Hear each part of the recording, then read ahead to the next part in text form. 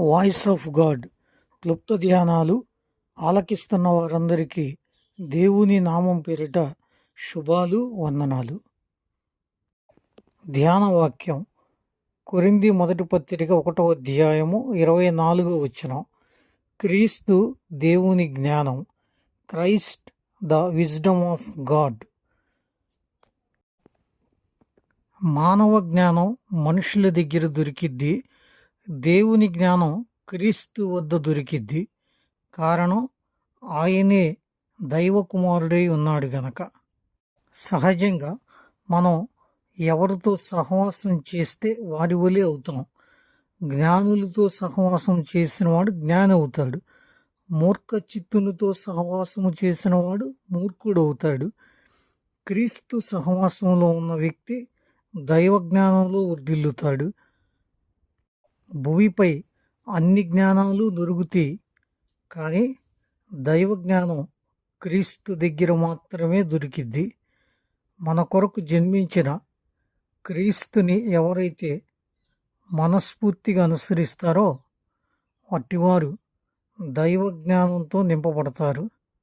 ఆంధ్ర క్రైస్తవ కీర్తనల పుస్తకంలో 646వ కీర్తన యందు దేవునికి స్తోత్రము గానము చేయుటయే మంచిది అన్న కీర్తనలో జ్ఞానమునకు ఆయనే మితియు లేనివాడు అని మనం ఆలపించుకుంటూ ఉంటాం. అవును, మనిషి జ్ఞానానికి మితం ఉంది. దేవుని జ్ఞానానికి ఆరంభమే గాని అంతమే మాత్రం లేదు. ఎంత గొప్పదో కొలస్సీ పత్రిక 1వ అధ్యాయం 3వ వచనంలో ఆయన యొద్ద సర్వసంపదలు ఉన్నాయని, అవి ఏంటి అనంటే బుద్ధి, విజ్ఞాన, సర్వసంపదలు అన్నాడు. విజ్డమ్ అండ్ నాలెడ్జ్, ఇవి సంపదలతో పోల్చబడ్డాయి. మన భావనలో సంపద అంటే ప్రామిసరీ నోట్. దేవుని భావనలో సంపద అంటే దేవుని గూర్చిన బుద్ధి, దేవుని గూర్చిన జ్ఞానం కలిగి జీవించటం, అంటే క్రీస్తును కలిగి జీవించటం. ఆయన జననంలో, ఆయన ఎంపికలో ఆలోచన చేస్తే, గమనిస్తే లోకరీత్యా జ్ఞానులైనటువంటి వారు తృణీకరించబడ్డారు కదూ. జ్ఞాని ఏమయ్యనో, శాస్త్రి ఏమయ్యనో, ఈ లోకపు తర్కవాది ఏమయ్యనో అన్న ప్రశ్నలు ప్రశ్నలుగానే మిగిలిపోయినాయి. అందుకే లోక జ్ఞానం, లోక తర్కాలు ప్రాముఖ్యం కాదు, అవి పరిమితాలు.